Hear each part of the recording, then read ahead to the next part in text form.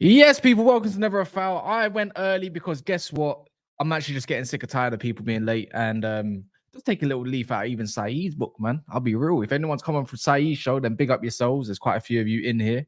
And yeah, man, forget the scheduled time. Just go whenever I want to go. It's as simple as that.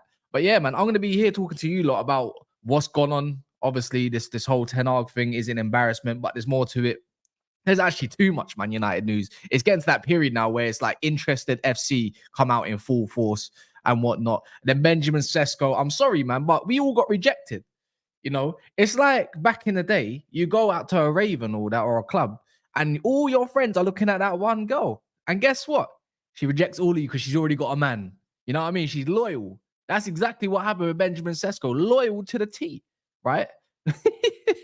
I'm going to be joined by Goonally as well. I'm going to be joined by Monts when he decides he wants to wake up from his slump. And also Mr. J, who likes to add his opinion. Very strong opinionated man, but he actually talks ball. So you got a bit of a mixture of all of them. I'm going to talk to some of you guys in the comments first and foremost. And why not? Because we got even Sancho. We're not, Man United, we're not getting Olise unless Greenwood or Sancho goes. Sancho, the more crucial one, because Greenwood's already on the way out and he's not even really included in the whole squad or the picture at this moment of time. Let's be honest with ourselves.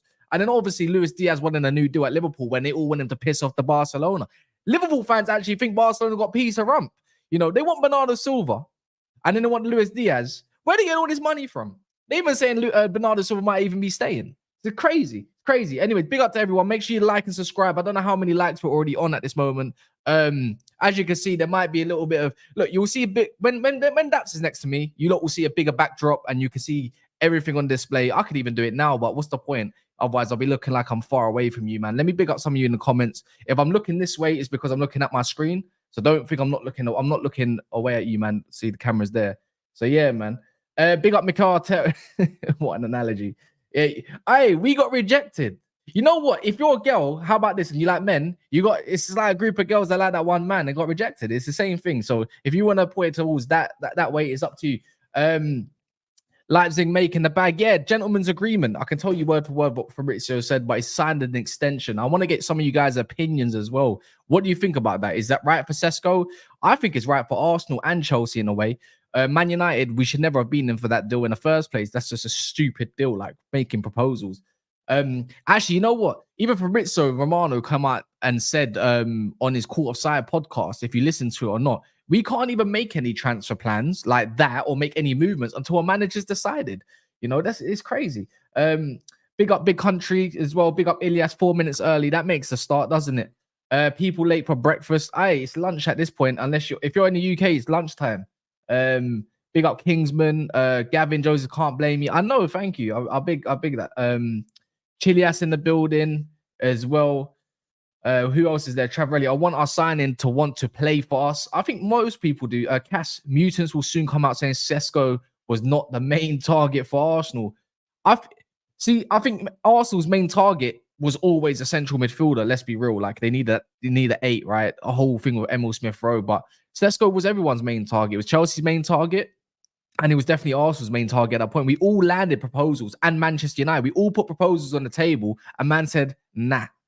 And then, I don't know, next year, who knows? Like, the thing is, he's 20 years of age. Like, Sesko is 20 years of age. So what's he gonna really gather? Like, he's gonna continue playing in the Bundesliga. You know, he might be the replacement for Harry Kane at Bayern Munich. I'm sure they will lap that one up.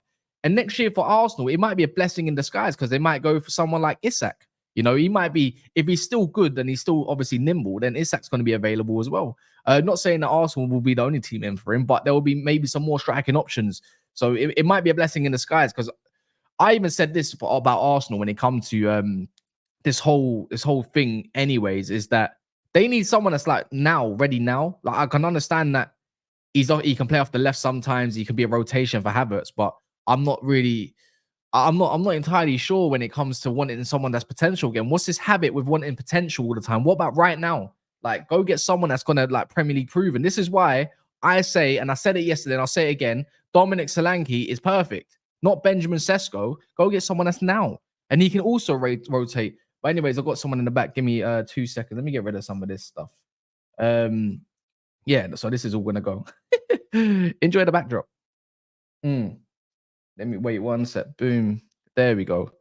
Look, Lee's in the building. I'm here now as well. You know what? Just because of that, you know what? I got some funny video of Monchino. I'm not even joking. If I could play it without the music, I need to cut the music out. You lot are gonna laugh your heads off. You know, for being late, that's what he deserves, anyways. But I'll upload it soon. Kaz, you're waffling. No, all right. You know what? I'm willing to have that debate with you right now. Like, tell me why I'm waffling. Like, tell me why I'm waffling. It makes sense for someone like Chelsea's youth project and that, but tell me why I'm waffling. Big up Lee, by the way. Just talk about the Sesko thing. Headphones on so I can hear you. Can you hear me? Yeah. Yeah, what are you saying, man? Benjamin Sesko rejecting 3 of us. I said it's like going into a club, yeah. There's a group of there's a group of girls, and there's that one girl that every man's eyeing, and she's just loyal to her man and just says, nah, you know, I'm gonna stay here for another year. Bro, I'll be honest with you. Like, I think people, it's all about wording, isn't it? Like, obviously, people are gonna say, yeah, he rejected all 3. I can just say, from an Arsenal point of view, it was an interest. It wasn't, you know, a guarantee. As I said, it was never a first choice.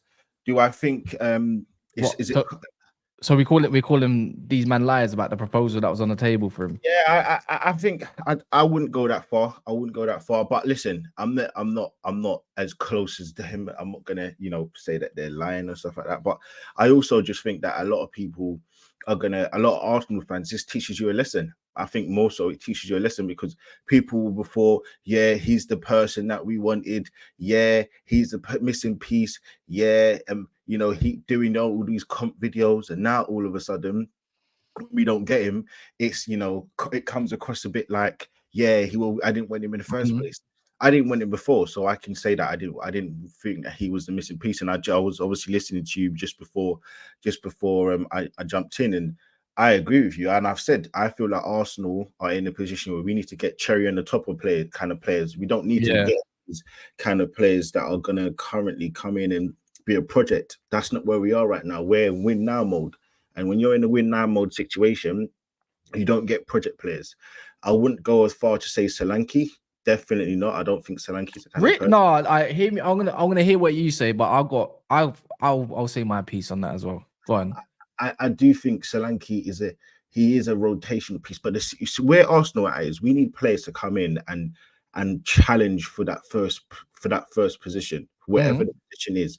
Solanke, I don't really look at him and think that he's challenging Havertz. I don't see where Solanke comes in and he's a big game player enough to say, you know what, I'm taking Havertz's place and I'm going to be the man to lead us to the title, because that's ultimately what we want. We don't want a player who's going to come in and just be better than Nketiah. We want a player that's going to be rivaling or be better and bring more to the table than Havertz. And currently, he's not that player. Solanke isn't. All right, Liz, is what I think here is whether you like Tony and think Tony's that guy that's going to bring you to there, whether it's Solanke or wherever, it's about what's available, isn't it? Like, Isaac's not available as much as we know, innit? Because Bruno Gomes is looking like the way he's going to go out the door. They're not going to let more than one man go out the door. Like, that's one of their top players, right?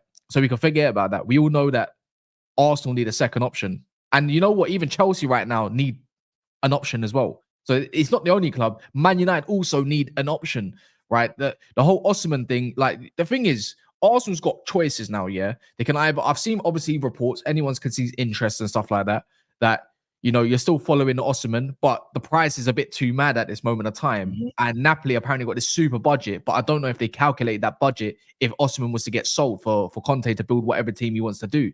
Because if Conte gets his way, which he is going to do, he's going to get Lukaku, and they want to spend that. And Chelsea obviously want that 38 million, right? So Osman's one option, right? And he didn't have the greatest of years. Let's be real, and that was down to many different situations, injury, the racism as well. Like he probably just didn't. I don't think Osimhen wants to be there in it personally, but I don't know. It's not all Napoli fans, because there's Napoli fans that do love him a lot. Then you look at the other options that are over in England a bit more. You got Alvarez. And I've seen little bits that Man City don't want to do business with Arsenal. Why would you want to strengthen your opponents? But Man City believe in themselves more than anyone, right? That's what Pep said in the press conference before. In a different version, obviously. Then you got Solanke, then you got Tony. Unless someone else has got a different name, there's obviously going to be like the Gyökeres of the world. The Gyökeres is in a different league, in the Portuguese league. Maybe they're not looking to spend that 80 million. It's up to you. There's 80 million for Alvarez potentially. There's Gyökeres for 80 million potentially. There's Ivan Toney for about 40 to 50 million. And then there's Solanke.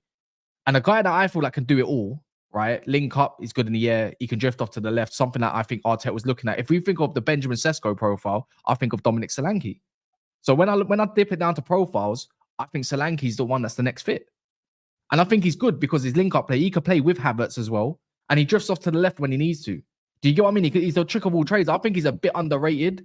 Remember, I know I'm talking loads, and bear with me in it, but I think he's heavily underrated because the team he's at and because of the upbringing of obviously he's been at Chelsea and Liverpool in his youth, and he didn't really make it there. And I think that's where he's been rated upon when he's in a dead Bournemouth side, not dead, but like an upcoming Bournemouth side that finished great. And I know it's one season. It's not that. I just look at the player and I listen. For me, as I said, I just think Arsenal in the position where whatever you want to say about Havertz, I think Havertz has come in for the second half of the season and he's made such an impact. He can carry us to a league title up front. We don't need the goals from him if we get the goals from other players. And I think what Arsenal are going to do, they're going to spend heavy in the wide forward areas. Whether that's a player that can be a backup for Saka and a left winger or a left forward, or it's a powerful, strong left forward. Now, we've had links to Rashford. There's, people kind of have spoken about Leao from AC Milan. I'm not saying those are the players. I'm just saying, if it was me, I think for sure it's going to be a forward. I think the money's going to be spent on a forward, and then next season you kind of go and look at Osimhen, who will be a year less in terms of year cheaper. And Isak, who I think he will get a new contract and will have a specific release clause, and whoever pays it. Whether it's Arsenal, Man United, Chelsea, whatever. So let's just be honest. And Sesko will be there for a year longer, and obviously he'll have a clear release clause. Apparently, he's got a gentleman's agreement. By the way, Mons is on the phone. Yo. I'm trying to jump on now. I've got to sleep early, but let me jump in. Yeah, we started in a bit. One sec. All right, cool. There you go. Sorry, go on, Lee. I thought I'd pay out, man, innit? Sorry. I think you have to look at the strikers market, bro. If you look at the strikers market, bro, it's poor. It's poor. I think, you look at people like Nunes and he looks to be an alternative and he stinks. I'm sorry, he does. He's not that guy. You look at Martial, he can't even get a club right now. And look at, what he's brought to the table over the last few years. You look at all the players. You look at Gyökeres, I think he's coming back from an injury as well. I just don't trust any of them. Someone I just saw at the bottom said, would I take Lukaku? Again, look at Lukaku's numbers, but would you trust him? Nah, man. Nah. So, yeah, listen, as I said to you, for me, that's just what I've been told. I've been told 100, and I said it in the chat, I don't think that Arsenal are going for a striker that is going to be the focal number 9. I think they're going to spend heavy in the wide forward areas. And let's see how it goes. Let's see who are. So what are we? So I look. People don't know. Like Lee's actually well connected. So if you want to say ITK Lee, you can do whatever he wants. But he's got 2 things right before last season. He got the Saka thing right with a new contract, and Saliba, to be fair, and also he got the what's it called? He gave the Declan Rice shout. He was confident before anything. Let's put it like that. I remember, and there's actually receipts on Coppish as well. So I'm not. So don't debunk Lee if you're gonna go into there. If you want to ask him, it's up to you, innit? But big up Jay's jumping in right now as well. Big up Jay. We're just talking like Arsenal and the options. You said you're not looking for a focal forward, but it's like, so you're saying that you're gonna look to keeping Jesus. Yeah, I think look, keep Jesus, keep him as a rotational piece on the right hand side or left hand side. You've got Havertz can be up front, and he can also be the backup in the forward position. You then got Martinelli, and you've got Trossard for the left. You've got Saka for the right. You get rid of Reece Nelson, and then you get maybe one or two strong options for the left on the right. Whether it was a Neto, whether it was a Olise, I'm just saying all these Free up the space, basically. Nico Williams. So that, and then obviously you don't have Nketiah, you don't have Reece Nelson. You get rid of two, you add one or two. And I think you can go forward, and I think that's enough to win the league up front. And obviously, if you spend the money in midfield, you get another goal scoring centre midfielder, another 8 or whatever it is, because Havertz isn't going to play in the midfield for more than 5-10 games, I don't think, next season. So let's see, man. Let's see what happens, man. I just think you're saying a wide. Did you say wide forward, by the way, like a left winger? Like, is that what you think? Left winger, right. So what happens with Trossard or Martinelli? You reckon just use as an option? Rotational, bro. Rotational, man. I don't see. So who's gonna fill up front then? So as I said, I think it will be Havertz up front with Jesus as backup.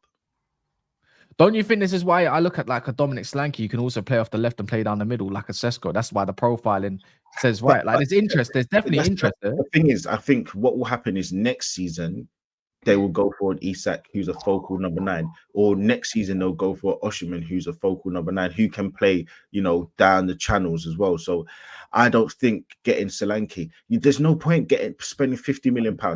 I don't know how much is Solanke gonna cost. He's gonna cost. I've been told this, and I know Newcastle were interested in Solanke, and also I think Tottenham are definitely interested in Solanke, but they kind of died down. I ain't seen much links since, because you're focusing on getting other areas at the moment, like Eze, like they're trying to sort out the midfield before the strike force, right? So that makes sense. But he's got a 65 million release clause, but it doesn't mean you have to pay the release clause. You can I think Bournemouth would be open to selling for even like 50 million. Like, but why? What benefit does it do Bournemouth? Bournemouth have money. Why? Even that Dobbic's got 40 million, but I wouldn't say that's not an Arsenal kind of player right now. Doing, and again, I'm not sitting here saying people in the chat they're gonna mention names like the Dobbik guy or Gyökeres. Me personally, I genuinely don't know enough about those players in terms of the quality they have. So I'm not going to sit here and say, yeah, get that. But what we need to stop doing as fans is stop pretending that we know all of these options and we know exactly how well they play and we know all of them, know everything about them. We don't. Because we do this with Sesko, flavor of the month. We do this with every year. There's flavors of the month, flavor of the transfer window. And then when they go missing or they don't play well, it looks to be poor, like or whatever it is that we get away with the skin of our teeth. We have to get players that are going to make an instantaneous difference to the squad. Now, for me, as I said, I'd rather get 3 or 4 level raises instead of spending the money getting players that don't make the difference or are going to be just a rotational piece. I want players that are coming in and challenging the first 11. And you know what? I think Benjamin said. What about Sancho? You can have Sancho. Sancho, bro. I'll take Sancho. 40 million, if that's the price. No. Remember, BBB's price is 50 million. Apparently, we're not selling for 40. Apparently, he's got 2s. For you boys, we want our money back. 70 M's, bro. 70 M's. If you're saying 40 million for Sancho, yes, 110%. I'm doing that every day of the week. But it's not a striker's market right now. It isn't. And that's why, going back to it, even on top, I'm like, yo, this is why teams, you need to start looking at your academies. 100%. Give me Nketiah and Reece. I'm not joking. Give me Nketiah and Reece Nelson. I think Reece Nelson's a baller, and there's not much. You're not giving him a chance. Because he's got. I feel like Reece Nelson is one of those players who baller, bro. The more they don't play, the more their stock goes up. He's one of those players. If he played more, here we go. People would realize the limitations of the player. Here we go. Do you see what I mean? So. There's a reason why Arteta doesn't play him more, and it's not just because he's an asshole. Because Saka's there, that's why. Do you know what I mean? But just on so first of all, the Sesko thing is interesting to me because I don't really. I think it was Arsenal or Chelsea, but I do think the player has decided this. I don't think it's Arsenal that have said we don't want to go for this guy. I think the player is kind of saying I want to stay where I am. I'm not even sure the player got to I've decided to go to this club or that club. Well, there's a gentleman's agreement apparently for like, so that if a gentleman's agreement, it's probably word of mouth that it's just like, if a certain offer probably comes in next year, Yes. then you're free to do whatever you want and we won't stay in your way. So if you look at that, the striker market, I look at it very simply as you either pay for the potential of what the player is going to be, or you pay for the finished product. There's only two options. Yeah, one is a lot cheaper than the other, but the first one has a lot of risk. The second one, you buy improving quality that's been proven at a certain level, but you have to pay a premium for that. So when you look at certain players like a Solanke, he kind of falls in between the two. He's not completely unproven, but this is his first major high-scoring season. Do you see what I mean? So it doesn't. So his price reflects that level of player he is. If you're looking at the Gyökeres's and the Osimhen, like Osimhen for me, it's about whether you think the juice is worth the squeeze. At 100 to 120, he's pricey. I think you can get pricey, but he's the best striker on the. He's the best striker who you can buy in terms of proven. He's not the best value for money, but he is probably the best striker. Do you see what I mean? Yeah. Quick one. Benjamin says, if we offer Nelson 45 M's, I'll take that. I'm taking that. I'm taking that, bro. Like, I'm probably one of the only ones that maybe Roms. I know Roms rates him, Monster rates him. I rate Nelson high, man. But then again, it's just I think my club's starving in it. At the same time, but yeah, no, like I don't know if the price reflects the player's ability. I think that's a bit harsh. I know Lee's not a fan. I don't think it does, but value for money doesn't necessarily take into account everybody's context. It's just value for money. Like as in Osimhen, he's not really value for money, but if you sign him and he scores 200 goals over the next 5 seasons, at the end of it, you're going to be like, that's value for money. Yeah, the thing is, Napoli are stubborn, but the thing is, as well, at the same time, Napoli know if no one buys him now this season, and they want what Conte wants. Conte is the guy that would just bench him all season if he wants to. He don't give a shit. Let's be honest. If he's not good, if you don't favor him, he don't give a crap if he doesn't fit into his bill. I think Osimhen, the 120 million, that's in euros, by the way. So that's like what, 105? Is that 105 pound? 105 million pounds? 100 is still tasty. You can get him under. You can get that man under 100 million over the season he just had. Didn't even win the AFCON either, unfortunately, for Nigeria. Obviously, had a bit hampered. I think you can. Lee, I'm not gonna lie. I think Napoli. I think you can get something out of Napoli. I think you can definitely squeeze 90 million. You know who that owner is, bro? Yeah, I know what it's like, but I think you can. Italian Levy. Situation. No, there's no. Listen, I just don't. I honestly. Do you rate him? Wait, do you even rate him? Do you rate him that highly? I don't, bro. I don't. I see good moments of him, and then I see moments where he just looks to be that level of below. I don't see that consistency. That's all it is for me. The consistency, I don't know. Now we know Arteta is a great manager. We know Arteta is a great coach. But listen, he can't always work magic with everybody. He's done well with Havertz. He's done well with a lot of the other players, but I just don't know whether or not. Now, I'm not gonna concentrate too much when he was at AFCON, because I do think he had a different role. Obviously, if you were, he was playing on injury as well. If you are Nigerian and you can say it in the chat, you can let me know. I think that he didn't play as well because the coach were asking him to run down channels. They were doing a lot of long balls. They were asking him to chase a lot of loose ends. They were asking him to do things which isn't necessarily in his game plan. But again, from the little bit I did see in AFCON of him, I don't think he shone the way he should have. But also, I'm going to say that, like, it's hard to judge him on that. Obviously, this season in Serie A, he has had a poor season overall, but so have Napoli.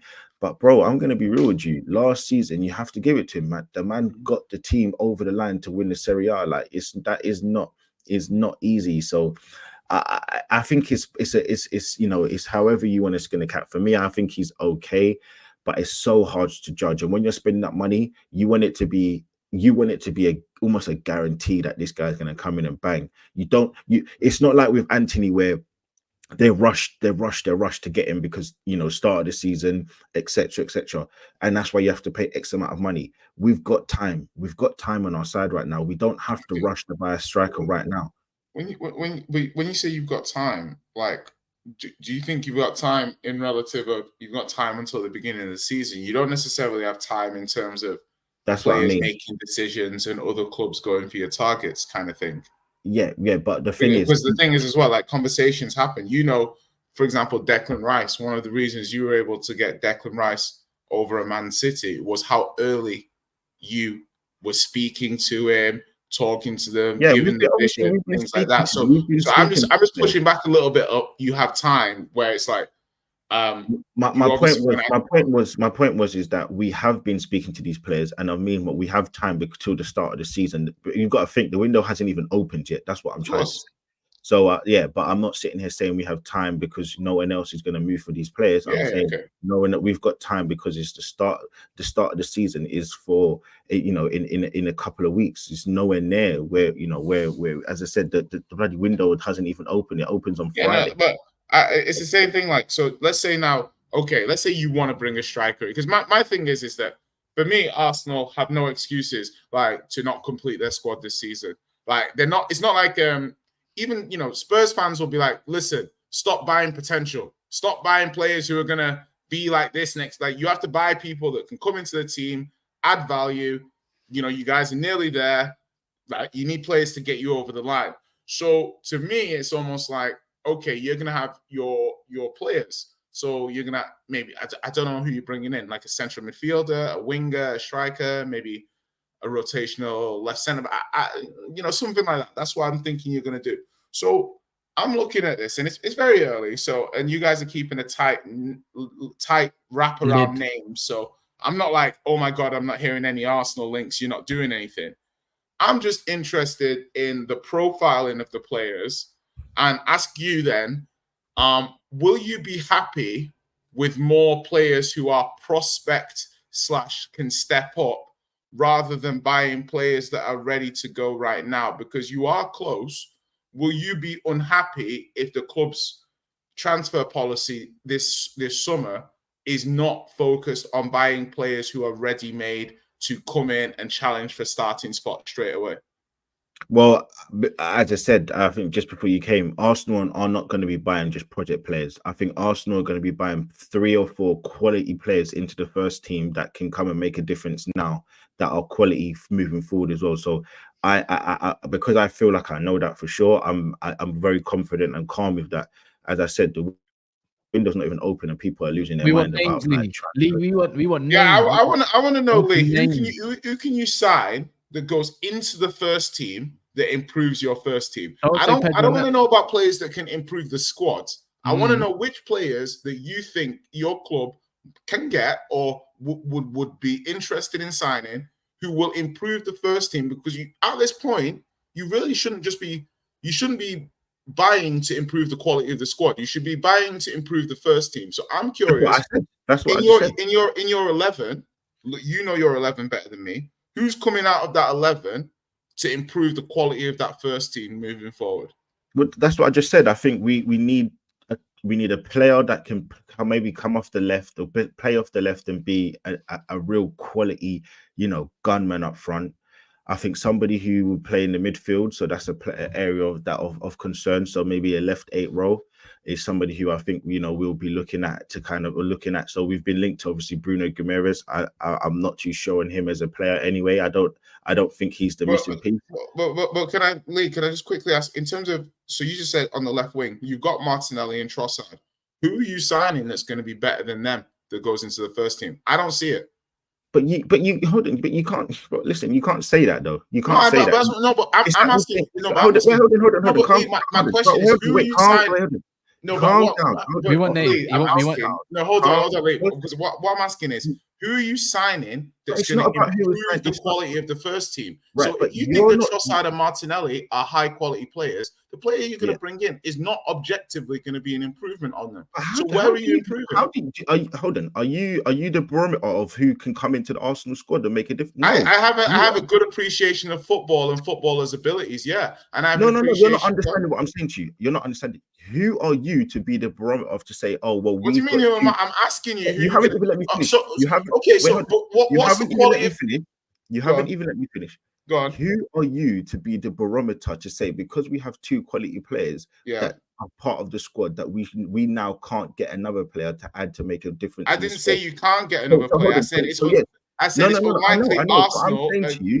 I'm saying to you, there are players in the squad that are going to be part of the squad. We are that's not why, but what you're Wait, saying is irrelevant to my point. My point is on the left wing, you are not spending 90 million, which is what it would take to improve on your current options. That's what I'm telling you. So if we do get that, then you're just going to look like if you do get that, I will say I'm wrong. I'm telling you definitively, you are not spending 90 million on a left winger. That's what I'm saying. I don't think you're going to do that. It might not be 90 millions. It might be 70. Okay, tell me a 60 million pound winger who's better than Martinelli and Trossard. I can tell you Neto. I can tell you Olise. You think Neto's better than Martinelli and Trossard on the left wing? Based on what? If he's fit, if he's fit, that's a big if. Based on what? Of course they are. Of course they are. If fit. Nico Williams, I'll give you Nico Williams, but you're going to give Nico Williams 250 to 300 grand a week. Let me even say to you for sure. No, because you can't answer the question, bro. You want Leao? Go spend 190 to 100 million. Rashford, that's going to be 80 to 100 million. Yes, I don't see the players you're going to buy that will improve your left wing for the money you're willing to pay. And I don't think you can name any names either. But that's besides the point. The point is that we are looking at that position. What is your point? What is your problem? My point is the quality of Trossard and Martinelli is high to me. So the quality of the player that you need to bring in is going to cost more money than you're willing to pay. Therefore, I don't think you can improve on the left wing based on what you're willing to spend. Period. All right then.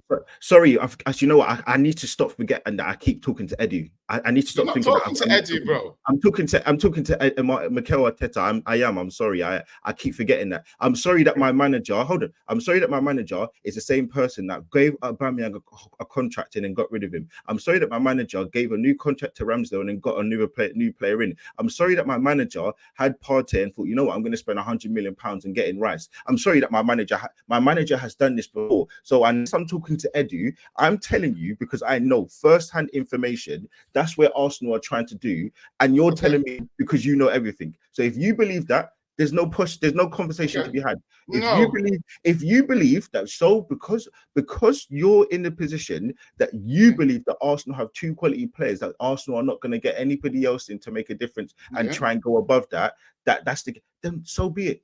But that's not why. But Lee, that's my problem. That's not what I said.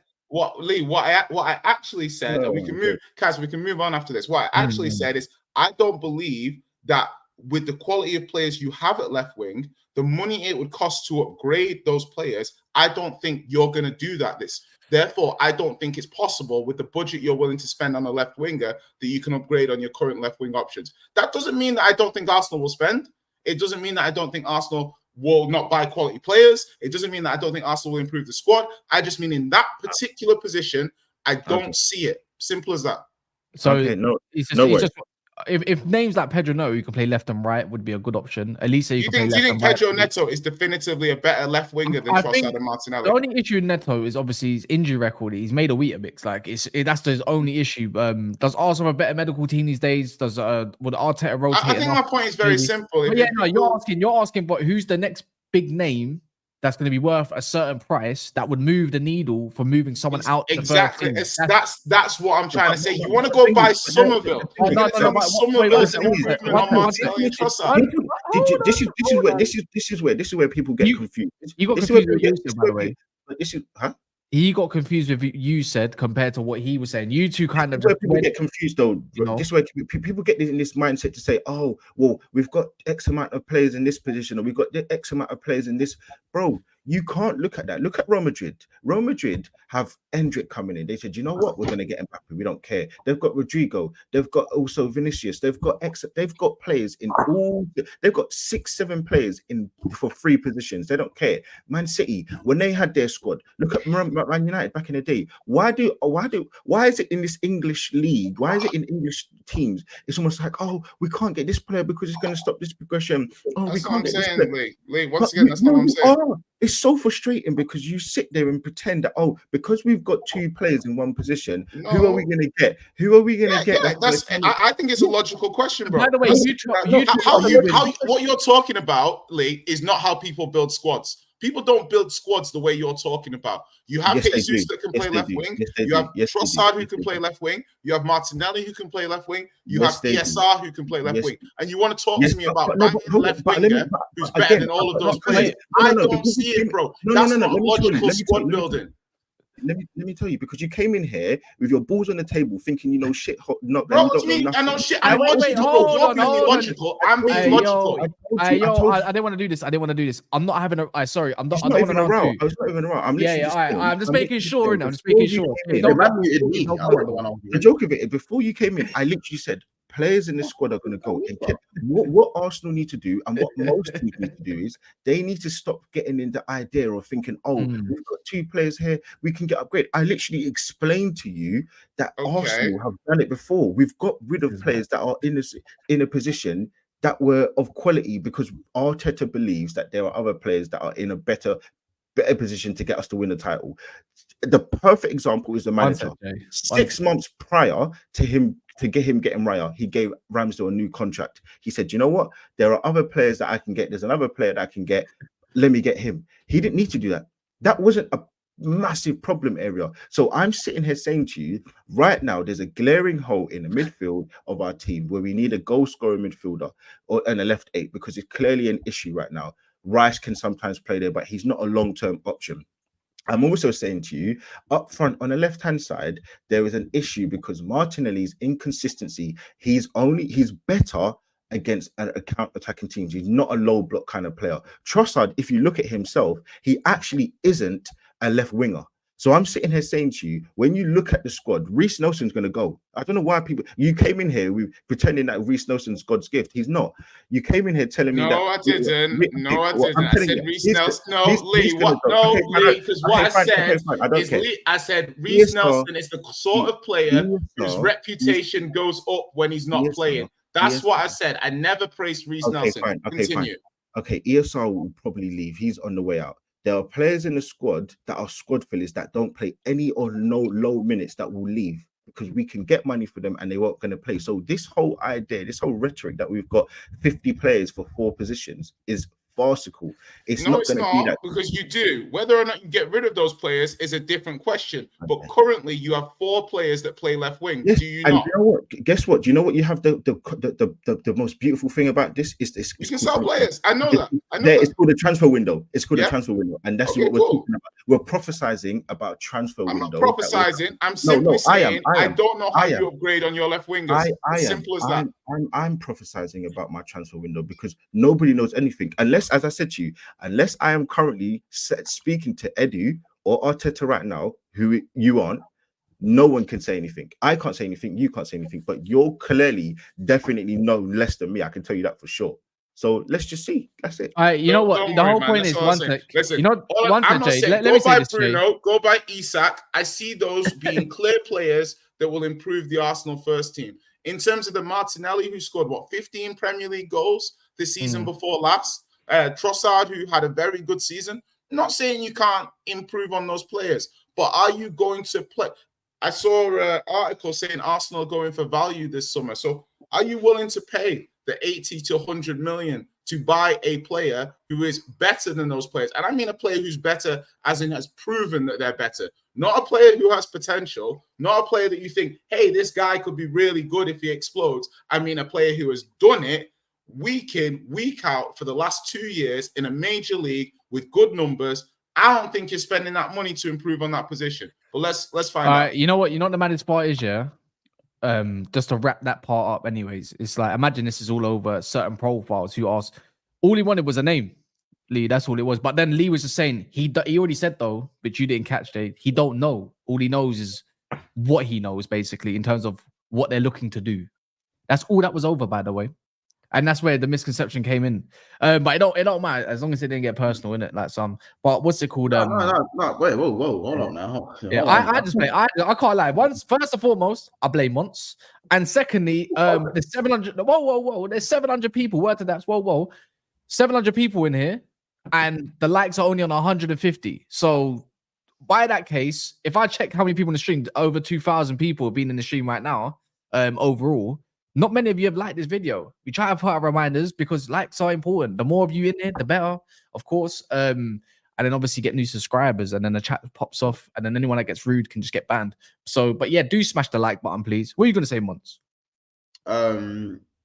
It's always an interesting one when the talkative get rejected. You know, I'm very happy with this rejection.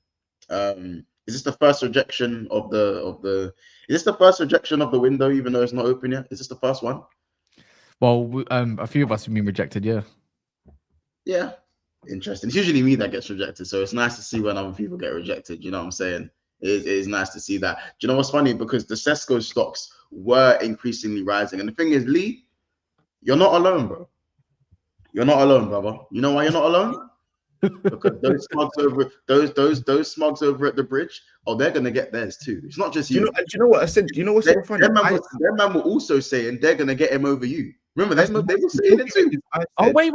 I'm gonna get a screenshot. Thank you like that, Ches. The joke of it is, before you came in, I was like, you know what? I wasn't hiring anyway, but I said it teaches Arsenal fans now to stop being so shameless and be like pretending that he's God gifts, and then when we don't get him, you know what? It's a project. Bro, that is exactly what I said. I said exactly that before you came in, because I feel like people need to stop doing this flavor of the month. As soon as you're linked to somebody, they're the best thing since sliced bread. They pretend that he's a player, or they're the player that you've got all the research. I said, I don't know all about like, bro. I don't like that. Man, finding ways to prop up Sesko over other strikers. Bro, it's crazy. It's crazy. It's crazy. You know it's crazy. Like, just because I remember when we I don't know if you clicked this. Remember I said, well, if we flip the script and it was someone else who was linked, they'll be finding a way to say that person's better than Sesko. You know what I'm saying? It's whoever's linked. All of a sudden, like we have a saying on BSB. If anyone's linked to Arsenal, their stats go up by 10. Bro, it's all their mad. Stats go up by 10. Mad. And it's not just an Arsenal thing. Obviously, it's not just an Arsenal thing, but usually. Yeah, a lot of fans, that was all Chelsea fans. Bro, I remember Arsenal fans. You man aren't safe. You man were talking about Sesko the same way, and bro, I had Ches telling me when we get not if when we get Sesko. It's when. I remember a few seasons ago, we were linked to Rafinha. He then went to Barcelona. He's not good anymore. He's this, that. But I'm like, people, just calm down a little bit. Like, wait until the season starts. Wait until you know who we've got through the door. Chelsea have been linked to every Tom, Dick, and Harry. They've got 19 wingers, and they want to add Olise. Bro, that's what squads do.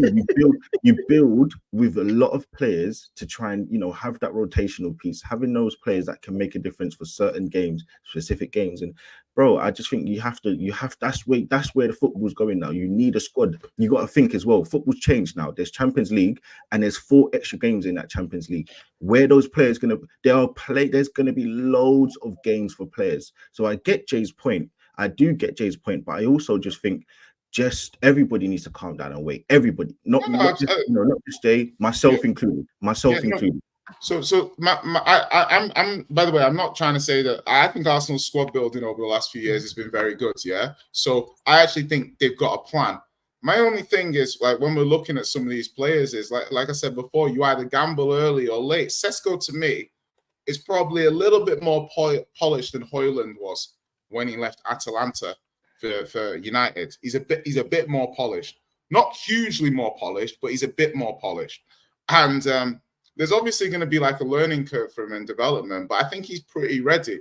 Now, obviously, when you look at other players and stuff, a rejection now is all clubs are identifying good players. Do you know what I mean? If you're a good player, you're getting a lot of projects thrown at you. Wasn't it Burnley was trying to sign Bakayoko at the beginning of the season? Do you know what I mean? It's like when you take a shot at the pen girl at dance, it's like, they knew they had a chance, but they still wanted to ask for their number. But I'm just looking at the team now, and people in the comments are saying, well, City, you've got this player and that player and this player and that player. What you have to understand as well is when you play for a team, and this is my theory anyway, when you play for a team and you have to start rotating, and then all of a sudden you're making 20 starts a season, you go from making, say, 35 to 20. The players will tolerate that for 1 season, maybe 2 if you're winning. Do you know what I mean? But as soon as you see the C players, Alvarez, I want to play more. Don't think that these players are okay with being rotated like that. All these top players, if they're fit, they want to go. So again, my point in pushing back about certain transfers that I think Arsenal might make is, don't think that these players who have played good minutes for Arsenal over the last 2 seasons and helped you get second are suddenly going to be okay with other players coming in, taking their minutes, and then be like, okay, I don't mind. No, they'll be like, I want to leave. I'm gonna go somewhere and be first choice. You know what the maddest thing is as well? There, like, as much as we spoke about Arsenal, it's like we have to also speak about 2 other clubs that are also linked with this guy that's also got transfers, and the whole, you know, the whole Michael Olise thing as well. Like that keeps bombing up new recycled news every day. But it's come down to one common thing with Chelsea right now and Man United, is that we have to make space. And the thing is, it's not really Greenwood that Man United have to make space for, because they don't actually include him in their plans. Like that's a fact. It's Sancho or someone else like Anthony. Someone has to go to free up Michael Olise. Same with Chelsea. Someone has to go from Chelsea, whether it's Sterling, Madueke, or something, for him to go into that squad. You know, the thing is, I think this summer is sometimes, have you not, even guys in the comments, let me know as well. This summer with squads, it's more about who you can sell more than who you can buy. Because who wants these players these days? I think that's a big question. And the thing is, you got little old Liverpool over there just waiting. Do you know what I mean? Like, just lurking. Like, they got space in their squad. They got rid of all their players last year near enough. And they just released a bunch of players. I think Arsenal about to release like 20 odd players. I think I read up. So it's like they got space on the right. That's the mad thing. And it's not, and they're looking actively for a right winger in Burmo. They're looking at, and then Luis Diaz now, new contract. Monty apparently wants a new contract called Graham Bailey. He's happy at Liverpool. He's not thought about that and all that kind of stuff. If you all mix and match this, it's like Chelsea just missed out on Sesko and they have to wait for Olise. That's 2 of their main targets too. You know? No, it's not. I'm the only one pushing that narrative. Where do you think I got that narrative from? Like, I read it up and it made sense. Go look at transfer market if you want to see your squad. You've got a lot of attackers. It don't mean that you can't go get another one, but it's clear to see that Chelsea. Webmo's an interesting one, because I'm curious whether he would rather go to like an Arsenal or whether he'd rather go to like a Newcastle and be like a first teamer. In like Alvarez, Gremlin, Alvarez apparently just wants Spain, bro. Like, he wants to go to Madrid, but Madrid don't want him. And Atletico are rumored they're interested in him, but apparently Atletico can't get him. So it's all a bit of a, you know what I mean? I think it's just about making space. Like, you got to remember, like, Chelsea got on the right, they can play. Let's just name all the attackers that they got, yeah. And then let me know if I missed anyone. They got Raheem Sterling. They got Cole Palmer, who can play on the right as well. I'm going to include the attacking mids, by the way. Nkunku, Sterling, Chukwuemeka, Mudryk. You know, who else have I missed out? Madueke. Who else have I missed out? They got that young Perez, the guy from Colombia. Kennedy's not here till next year. Angelo's on loan. I think when I done the count up, I think I include like 7. Diego Moriera. They still got Broja on the books. They still got Jackson on the books. They got a space for. They're looking at a striker. You know, they are looking for one. So that's one space there. You got to remember, like, you don't want to bloat your squad, otherwise you got a locker situation. And it's a bit like Arsenal this year. Like, they had Fabio Vieira, all these men, and didn't get a sniff. Like, I'm not even. It's not a criticize of. I'm not criticizing Chelsea. It's just that if that was the case, that where you can go and get that play, it would have been done by now. Am I wrong? Look, and that's. I think obviously you got to think Euros, like, that's going to play a factor into it. Like, as I said, I think it's just it for all the clubs. They all want to try and do things early, but you've got PSR that's going to obviously make a difference. You're right. It's a double-edged sword because people want to get all their business done early, but it's also about trying to sell. Arsenal need to sell players just to help their PSR. I don't think it's as big as some of the other clubs, but they definitely need to do that. I think obviously Chelsea, I don't know all their finances. I don't know everything about them, but I definitely think they will get a few players out. Chelsea find a way to get their players out. We have to, you have to give them the respect. They find the players. They find ways to get players out. Borja, apparently he's going to. I saw that he was linked to Everton for 30 million. You know, you've got players that will leave for the club for sure. Whether it's not Chukwuemeka, or whatever his name is. Sorry if I pronounced that wrong. But, and then you've got some of the other players that won't kind of stay in the squad and be loaned out. They've got their sister club Strasbourg as well, so they've got easier ways to do it. But yeah, man, I just think that there are certain players that are going to leave Chelsea and they will find a way. They will get the players they want. So I just think it's a matter of time for them. But let's see. There's definitely money to be spent, but I think there's also another side of it where you have to get players out the door. You have to. Yeah, man. And who's taking Sancho, man? Let me know. Who's the bidders? Let me know your I would list. take I How mean, I take a little bit of Jaden. Like, I would take yeah, Alright, I take some Jaden. I'm not being funny, but a bit of Jaden. Do you know what I mean? Jay, I'm not being funny, but you employ Kulusevski, so I don't blame you. Listen. Listen, Havertz has taught me. Yeah, what Havertz has taught me is profiling is profiling now. You know, like we want to be styling, we want to be profiling, we want to do our peak Ric Flair impression. Bring in Jaden. We're more of a vibes FC than a lot of the other. He needs vibes. Do you know what I mean? Like, don't be having this flower. And Tottenham, and Tottenham are vibes. We're vibes. We're vibes. We're not trophies anyway. We're definitely. I'm not being funny. Other than probably maybe Madison, your team is sourceless, bro. What do you mean, bro? Like, your team is. There's no sauciness about it, man. Sauce. Son's got a bit of sauce. Like, not like sauce, but it's like it's a bit of sauce. Do you know what I mean? It's not like he's not Neymar or nothing, but he's more saucy than Anthony Gordon. Do you know what I mean? No, there's no sauce at Tottenham. Let's be honest. There's no flair. Okay, there's only one little bit of flair, man. That's why you look at the Ad Eze. That's why you look at the Ad Eze. Yeah, no, Eze's sauce. Like, obviously, that's a bit. Yeah, obviously, it's a bit of spice. Word is mayo, you know, mayo. Yeah, that's what I'm saying. Like, yeah, like little mayo. That's Werner. But listen, we'll get there, man. We'll get there. We need a bit more vibes. Sancho would bring us vibes. 40 million. He needs to take a fucking pay cut. But brother, we're not selling to any of you, man, for 40 million. I promise you. I promise you that now. And clip that if you want. Bro, what do you want? What are you gonna do then, bro? Just pay him to send him out on loan again? No, I'd rather keep him and try to like regurgitate that whole business there with him. Anyways, that would be my preferred choice. Period. Anyways, rather than selling to you, man, for 40 million. Any of you, man, for 40 million. That's I think if Spurs are smart, Spurs are smart, so they go double heist at Crystal Palace and get, you know, Eze and Olise, or they go and get, you know, Tony. I think Tony and Eze, they are just the most obvious good signings to help. But on the other side, if I'm the players, I'll be honest with you, I'm not going to those clubs. I'm trying to go a level above. I think maybe Tony, that's a step up for him that he needs. But Eze, I think he's got too many touters that are of a certain level. And it's not because I'm an Arsenal fan and I'm doing a hating thing. I just don't trust the project. I don't trust the board to back the club the way they should do continuously, season in, season out.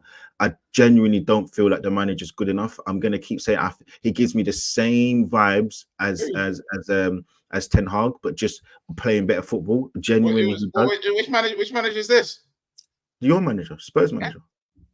I just say don't. His name.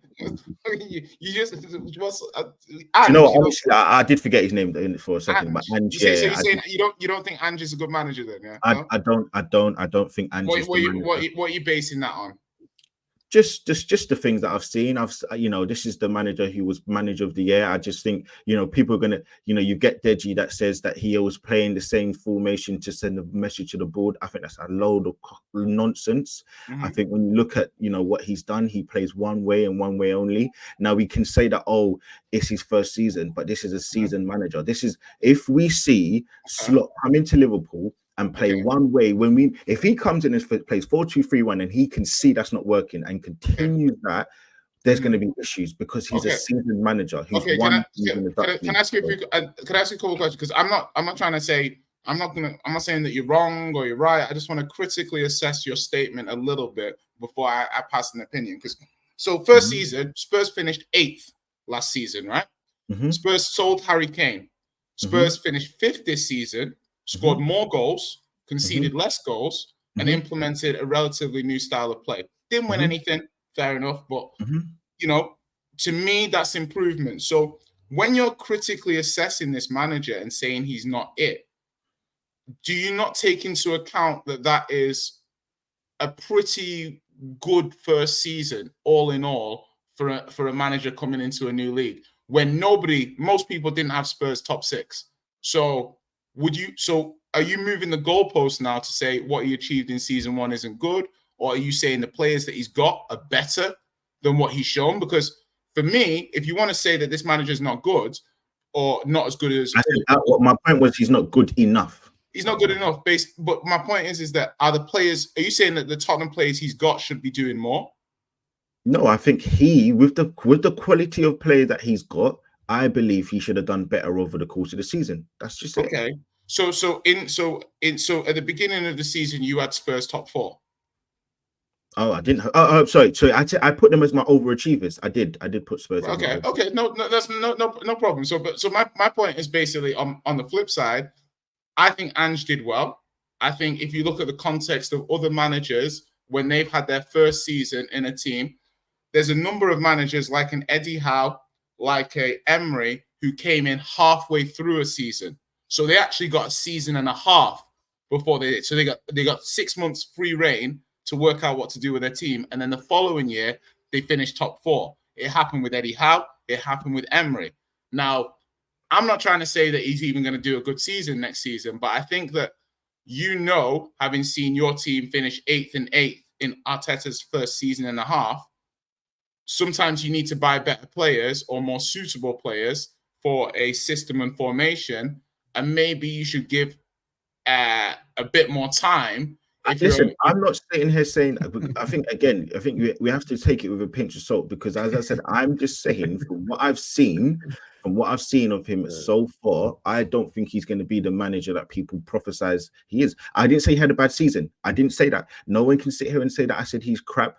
I'm just saying next season, I think that overall he won't get you where you want to get to, which is the promised land of winning a Premiership, winning a Carabao Cup, winning the FA Cup, or you winning the Europa League.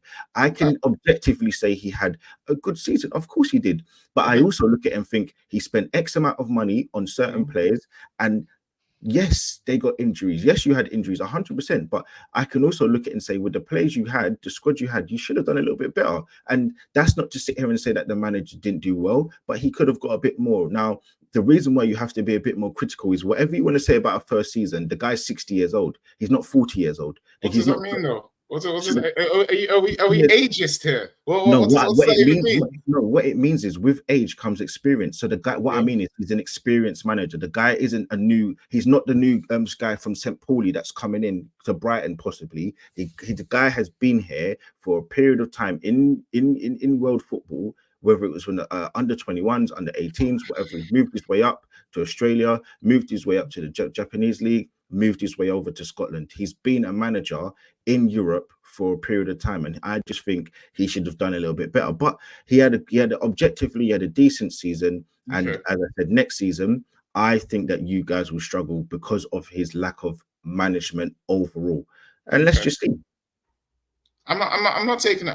I'm like, someone's like, why is the Spurs fan taking offense to his manager being a bum? Well, first of all, that's your opinion, Marcus. I'm actually not taking offense. I'm actually fine with the opinion that Ange's whatever.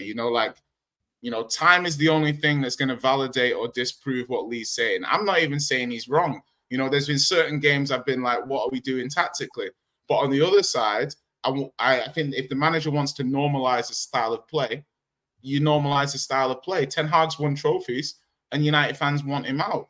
People might say that's because United have high standards. People might say it's because he hasn't spent time normalizing a style of play and some of the fans are unhappy. So it goes both ways, Lee. If United fans are unhappy with winning trophies but not having a style of play that they can do, and Spurs fans are saying, okay, we definitely need to compete better, but we do have a style of play. Time. United have 2 trophies in 2 years. You have no trophies in 2 years. But would you not say you're further along in trying to win the Premier League title? Yeah, 110%. But I don't, as I said, I think for his first season, as I said, objectively, I think he did well for what, for what he did in his first season. But I think that in your first season, it swings and roundabouts. Not many people know who you are. Not many people have game tape on you, so they're trying to figure things out. Once they do figure you out, you need to find another way. And I don't believe he's going to have the skill, or he's going to have the knack of knowing how to outwit teams consistently over a 38-game season to win you or get you in the position where you want to get to, or ultimately get you the big trophies, which is an FA Cup or a Carabao Cup. But let's see. Listen, it could happen, but I don't know. Anyways, moving on from that as well. I think Fabrizio just doing that retweet thing. It looks like Douglas Luiz is going to be going Juve. That's a mad transfer. I find that so mad. Like, I don't know how no one's gone in for that. You're a mute, Mons, but that's just dead, bro. That's That's bad. just dead. It's just dead, Matt. Why are you going Juve? Yeah, Like, but why is what- that? like, Is that Villa? Why Like, are we going- who did Monchi? Let me check this guy's background quickly, man. Bro, This guy's why are you fishy. going to Juventus? A number of Premier League teams will probably play top dollar for you. You know what I'm saying? There must be a clause in his contract to say if he goes abroad, he might be. I think he's on big money. I think he's on quite a lot of money at Villa. Like, and they want those bro, wages. Villa are now playing Champions League football. So even if he stayed at Villa, I don't think anyone's going to be like, "Oh, you stayed at Villa." No, you're right. You're right. It's the way I'm looking at it. Right, is I don't know what Villa are doing with their transfers at the moment, because Villa's transfer guy, he went to Tottenham at the beginning of this season, right? And I'm looking at some of these transfers they're making now. You know, Weston McKennie, Barkley, Illing Jr., losing Douglas Luiz. To me, this feels less data-driven than they were when they were bringing in the Baileys and the Watkins, and I feel like they were looking at data more and they were making these decisions. I'm looking at some of these decisions now. They want to build the squad out, but I don't know about the quality of some of these players they're bringing in to be competing at the top end of the table. I think they've done really well. Players like Morgan Rogers, Ramsey, you know, Kamara, even Tillerman's remontada. I'm down for it, but I'm not feeling some of these transfers. But on the flip side, I do like Illing Jr. So, you know, Yeah, that's all potential, anyways. But it looks like he's going. I still find it crazy. But Luis Diaz staying once, man. For now, because I mean, you know, for now. Yeah, there's different news every day in it. So we have, you know what I'm saying. But I mean, you're stacked on that left. yeah, listen. If I'm being honest, yeah, I think the Luis Diaz hate is over. I think we're going too far with it, in my opinion. I think, like, from a personal note, I don't think he's as bad as everyone says. I think people are torn between whether they want a pure winger or whether they want a goal scoring winger. And I think we've been spoiled into expecting both at a very high standard. Let me make this clear. If you pass the eye test with flying colors and you put up numbers that are, like, you put up very good numbers in terms of goals and assists, you are Mohamed Salah. You are them guys, bro. That's who you are. How many Mohamed Salahs do you find? You don't. I think we need to, and I'm not saying like, drop your expectations of what wingers should be doing. That's not what I'm saying. I'm just saying that like people scream that they want a winger to be, you know, where's the pure wingers gone? Where are the wingers that always dribble at their man and da da da da da da da da?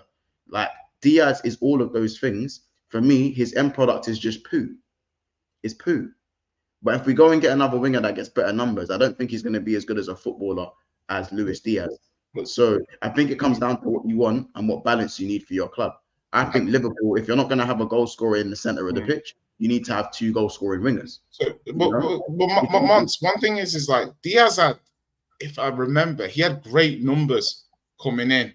Like he was, is it? I feel like that was one season, bro. That's what I'm saying. So but what I'm saying is like, so the numbers he had coming in at the time were very good.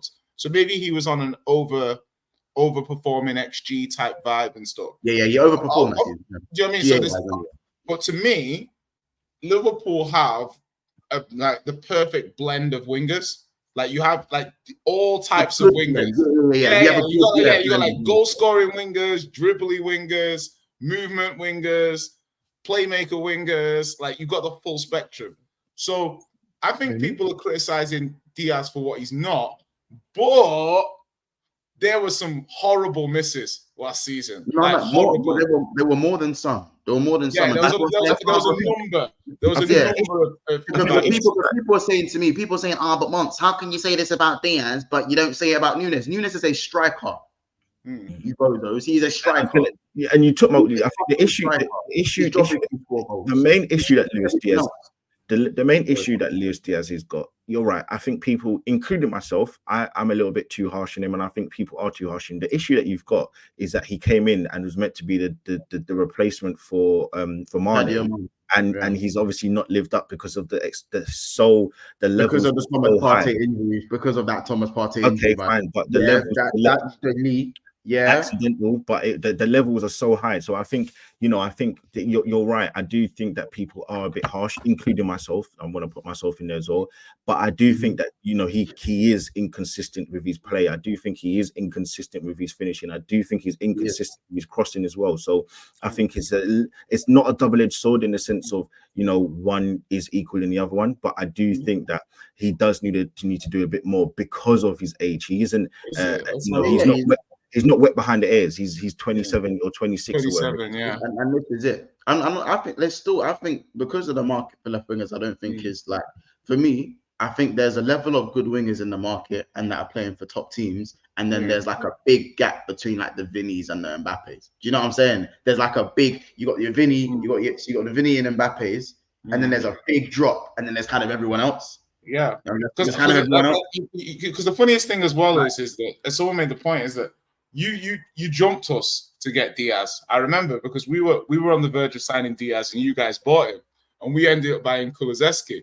And I feel like the players are broadly of the same ability, but they both have glaring issues within their game that they need to fix.